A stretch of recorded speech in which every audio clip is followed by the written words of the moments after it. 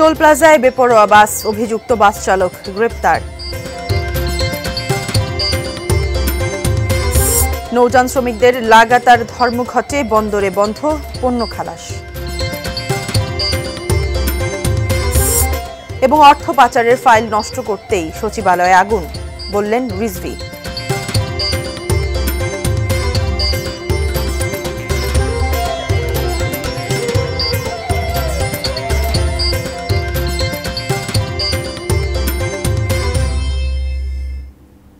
দেখছেন এটি নিউজ।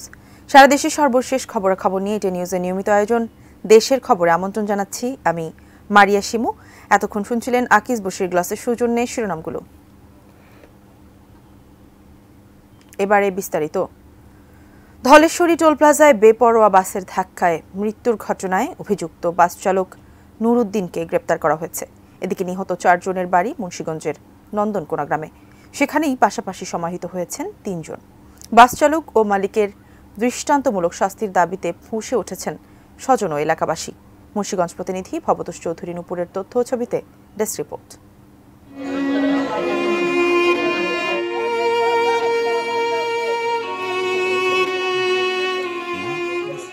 এমন করুণ পরিণতি কিছুতেই মেনে নিতে পারছেন না স্বজনরা। মুন্সিগঞ্জের সিরাজদি খানের নন্দনকোনা গ্রাম জুড়ে শোকের ছায়া। কোনো সান্ত্বনাই থামাতে পারছে না স্বজনদের কান্না আর আহাজারি।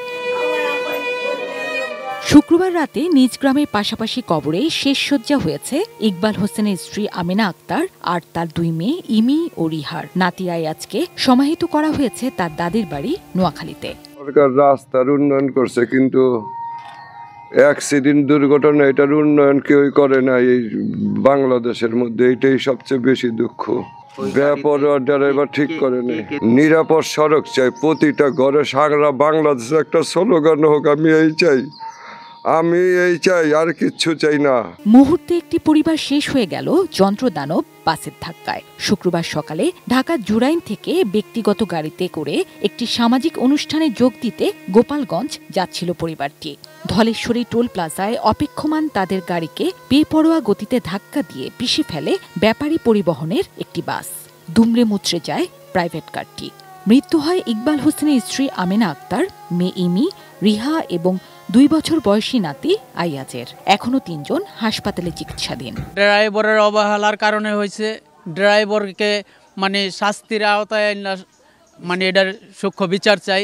আমরা বিচার চাই, আপনারা সূক্ষ্ম বিচার করে দেন। দুনিয়ার মধ্যে কেউ নাই, কিলিয়া বাঁচবো, হয়তো পাগল হয়ে গেছে। কি সান্ত্বনা দিবেন আপনারা? 2টা ভাগ্নি, নাতি সব শেষ হয়ে গেছে গা। এলাকায় শোকের ছায়া। এমন মর্মান্তিক মৃত্যু মেনে নিতে পারছেন না স্বজন ও এলাকাবাসী।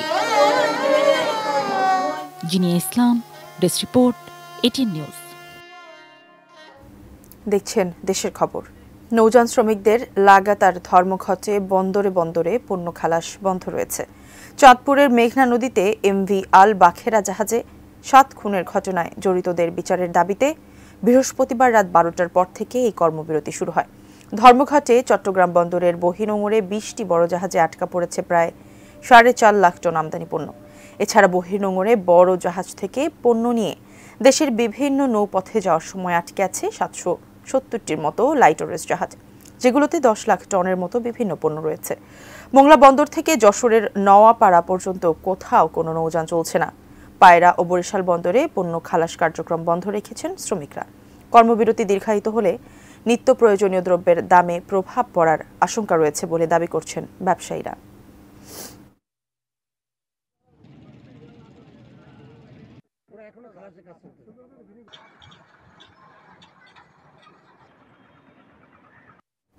সঙ্গে আছি দেশের খবর নিয়ে। নদী দূষণ করলে দেশের উন্নয়ন হবে, এটা কোনো যৌক্তিক কথা নয় বলেছেন পরিবেশ, বন ও জলবায়ু পরিবর্তন এবং পানি সম্পদ মন্ত্রণালয়ের উপদেষ্টা সৈয়দা রিজওয়ানা হাসান। সকালে গাজীপুর জেলা প্রশাসন ভাওয়াল সম্মেলন কক্ষে মত বিনিময় সভায় কথা বলেন তিনি। নদী মরে গেল, নদী দূষিত হয়ে গেল, কিছু হবে না, আমার দেশে উন্নয়ন হচ্ছে, এইটা কোন বিবেক বোধে কোন বিবেচনায় ভাবা যায় বা মানা যায় এটা আমি বুঝতে পারি। কারণ আমরা 3টা নদী নিয়ে কর্ম পরিকল্পনা করব, একটা হচ্ছে তুরাগ, একটা হচ্ছে শীতলক্ষ্যা, আরেকটা হচ্ছে বুড়িগঙ্গা। আমরা কর্ম পরিকল্পনাটাও যদি বিস্তারিতভাবে করে এই অর্থ বছরে কিছু বাজেট পেতে পারি, মানে যেটা আসবে অর্থ বছর, অন্তত কাজটা শুরু করে দিয়ে যেতে চাই। ধারাবাহিক সহিংসতা ও সন্ত্রাসী কর্মকাণ্ডের মাধ্যমে সরকারের পথযাত্রাকে বাধাগ্রস্ত করা হচ্ছে। জুলাই বিপ্লবকে ব্যর্থ হতে দেয়া যাবে না বলে জানিয়েছেন ধর্ম উপদেষ্টা ডক্টর আফম খালিদ হোসেন। সকালে চট্টগ্রামের সাতকানিয়ায় শীত বস্ত্র বিতরণ অনুষ্ঠানে একথা বলেন তিনি। লামা উপজেলায় বাড়িঘর পুড়ে দেওয়া, সংসদ সচিবালয়ে আগুন, সচিবালয়ে সচিবদের কলোনিতে অগ্নিসংযোগ, একই দিনে এগুলো ধারাবাহিক সহিংসতা এবং সন্ত্রাসের ধারাবাহিক কার্যক্রম চলছে। আমরা আমাদের সরকার উচ্চ পর্যায়ের তদন্ত কমিটি গঠন করেছে এবং তদন্ত রিপোর্টে যদি প্রমাণিত হয় যে এবার যারা দোষী হবেন আমরা তাদেরকে দৃষ্টান্তমূলক শাস্তি দেওয়ার জন্য বদ্ধপরিকর। দেশের খবরে নিচ্ছি বিরতি, বিরতির পর আরও যা থাকছে। পিরোজপুরে প্রধান সড়কের ওপর বসতবাড়ি, প্রতিনিয়ত ঘটছে দুর্ঘটনা।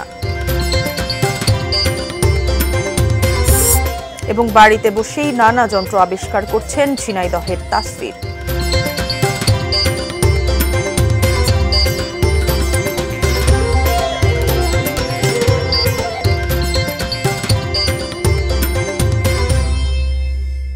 বিরতি শেষে আমন্ত্রণ দেশের খবরে।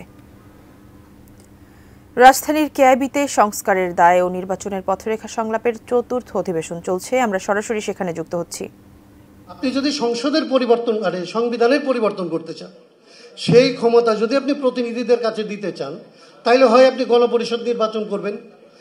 এই গণপরিষদ নির্বাচনটা কিভাবে করবেন কি না হবে সেটা আলাদা প্রশ্ন, কিংবা এটার বিশেষত্ব কি সেটা আলাদা প্রশ্ন। কিন্তু এই যে যখন এটাকে জনপ্রিয় করা হয় যে জনপ্রতিনিধির বাইরে আসলে এটাকে পরিবর্তন করতে পারে না এবং এটা ইকুয়াল টু জাতীয় সংসদ, তখন জাতীয় সংসদ সম্পর্কে এক ধরনের ভুল ধারণা তৈরি করা হয়। কারণ জাতীয় সংসদ গঠিত হয় সংবিধানের আলোকে, সরকার গঠিত হয়ে সংবিধানের অধীনে আইন করার জন্য তার একটা বিশেষ ক্ষমতা দেয়া থাকে।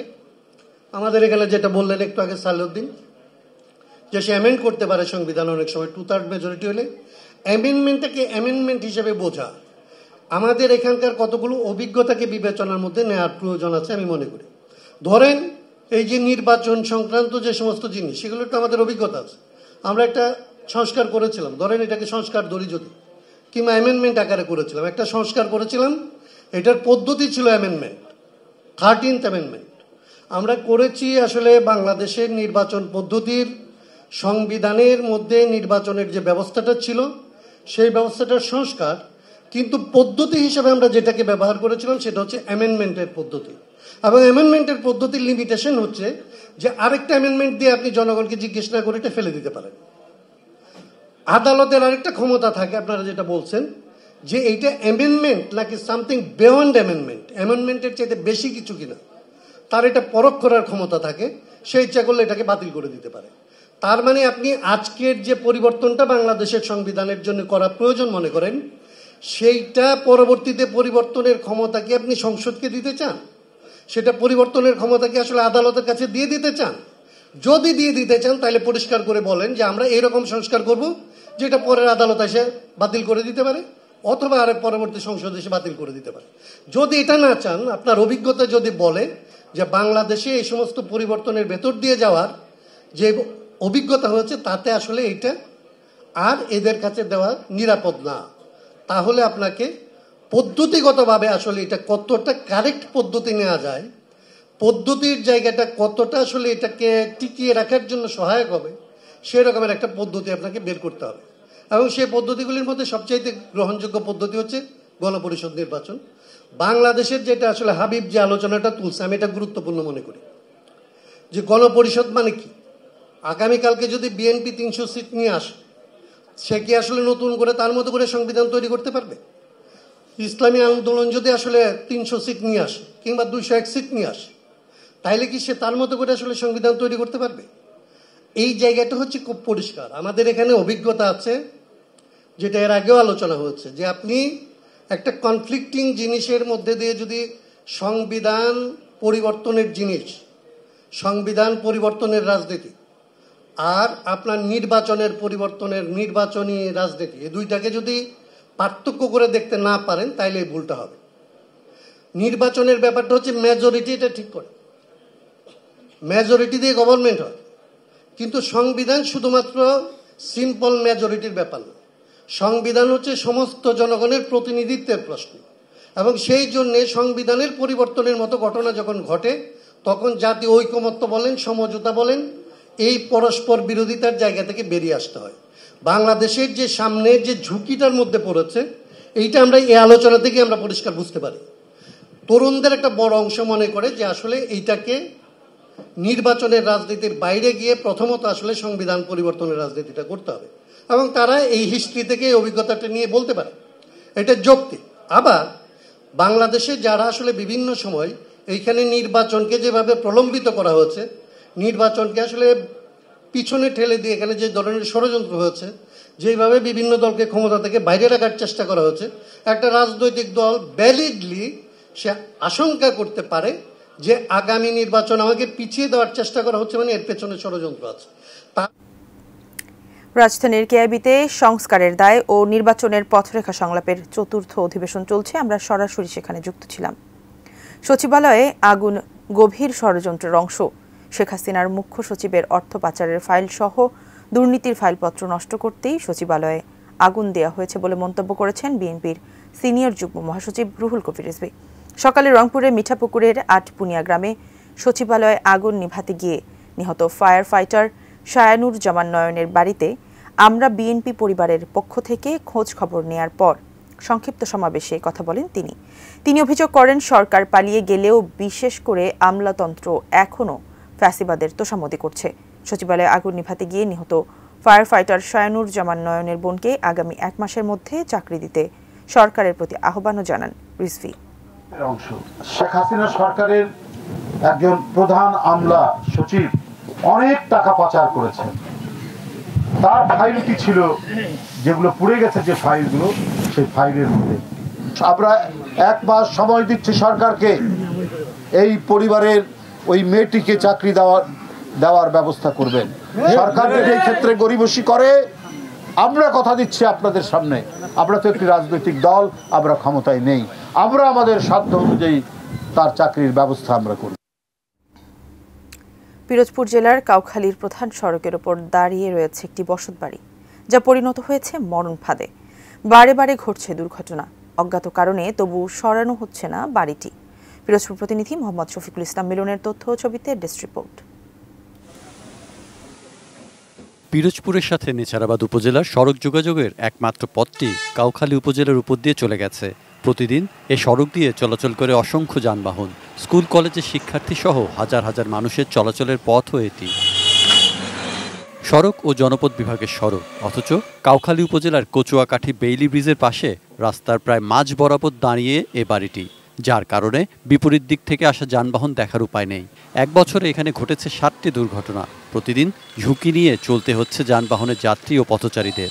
বাড়িটা হয়তোবা আমি যদি বলি এক কথা, যেটা একটা মরণ ফাঁদ ধরতে পারি। প্রতিদিন বাস, ট্রাক, অটো, মোটরসাইকেল, মাঝে মাঝে বড় ধরনের অ্যাক্সিডেন্ট হয়।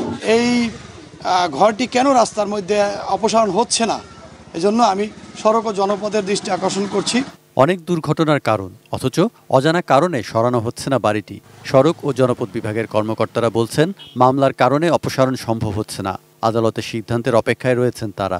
বসত বাড়িতে যারা বসবাসরত আছে তাদের জীবনেরও ঝুঁকি রয়েছে, তো আমরা এটা ওনাদেরকে বোঝাতে চেষ্টা করেছি। যতক্ষণ না পর্যন্ত আদালত থেকে কোনো রায় আসছে, আমরাও কোনো কনক্রিট অ্যাকশনে যেতে পারছি না। তবে এ বিষয়ে জানতে বাড়ির মালিকের সাথে একাধিকবার যোগাযোগ করা হলেও তিনি কথা বলতে রাজি নন। Saikat Dasgupta, desk report, ATN news. দেশের খবরে নিচ্ছে আরও একটি বিরতি, ফিরছি কিছুক্ষণের মধ্যে, সঙ্গেই থাকুন।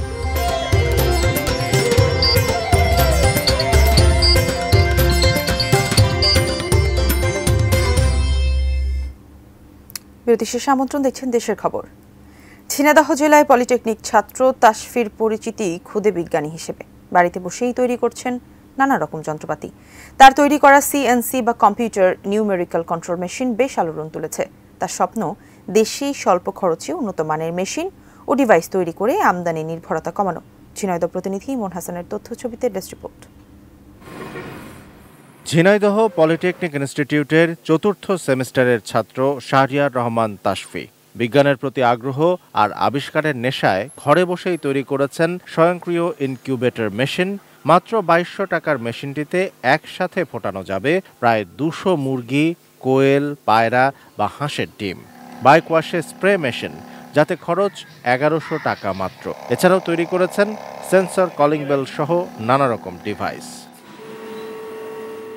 ফার্নিচারের দোকানে কাঠের উপর নকশা করা দেখে কাজটি সহজ করার বিষয়ে ভাবতে থাকেন তাসফি। শিক্ষকদের সাথে পরামর্শ করে তৈরি করেন সিএনসি বা কম্পিউটার নিউমেরিক্যাল কন্ট্রোল মেশিন, যা কম্পিউটার প্রোগ্রাম অনুযায়ী কাঠ, প্লাস্টিক, কাচের মতো ধাতব বস্তুকে সহজেই কাটিং ও ডিজাইন করতে পারে। ছোট আকারের মেশিনটি তৈরি করতে তার খরচ হয়েছে ২০০০ টাকা। ২৫ থেকে ৩০,০০০ টাকায় বাণিজ্যিকভাবে তৈরিও করা যাবে। টেকনিশিয়ান দেশ থেকে এগুলোকে আমদানি করা হয়। আমরা যদি এটা বাংলাদেশে তৈরি করতে পারি তাহলে আমাদের বৈদেশিক মুদ্রা অপচয় কম হবে। বাসা থেকে আমি ভালো একটা ব্যাকআপ পাই। আসলে তারা আমাকে অনেক সাহায্য করে। তাসফিকে নিরন্তর উৎসাহ জুগিয়ে চলেছেন তার শিক্ষক ও বন্ধুরা। টেকনিক্যাল দিক থেকে নলেজ ওর খুবই ভালো, ওর কোনো আলিস্যি নেই। এই জিনিসটা খুবই আর কি আমাকে বিমোহিত করে। তাদের চিন্তা ভাবনা এবং তাদের দক্ষতা দেখে আমি খুবই প্রাউড, এবং তারা যে মেধাটা আছে এই মেধাটাকে যদি কাজে লাগিয়ে যদি আরো কাজ করতে পারে ভবিষ্যতে আমি অনেক দূরে এগিয়ে যেতে পারবে। ঝিনাইদহ শহরের আদর্শ পাড়ার কামাল হোসেন ও আফরোজা সুলতান কামিনী দম্পতির সন্তান তাসফি, তারাও খুশি সন্তানের কর্মকাণ্ডে। আরো অনেক দূরে যাক, আমরা সেটাই চাচ্ছি যে অনেক দূরে যে অনেক কিছু করুক আরো, এবং আমরা সাপোর্ট দেবো সেটাকে। বাবা মাই চাই যে ছেলেরা কিছু ভালো কিছু করুক, ভালো সমাজে কিছু মূল্যায়ন হোক, এটাই তো চাই। Shamsul Arefin, desk report, ATN news. শেষ করব দেশের খবর, তবে তার আগে আকিজ বশির গ্লাসের শুরুর জন্য শিরোনামগুলো দেখে নিব আরো একবার।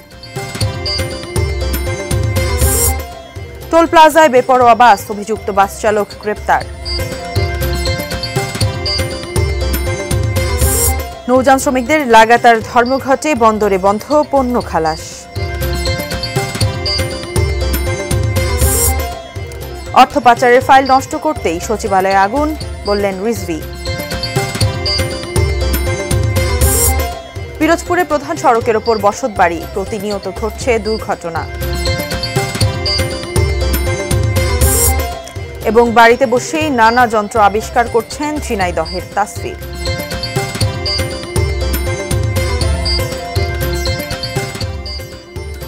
এই ছিল দেশের খবরের সর্বশেষ। কাল আবারও দেখা হবে একই সময়। সে পর্যন্ত সবাই ভালো থাকুন, দেখতে থাকুন এটিএন নিউজ। ধন্যবাদ।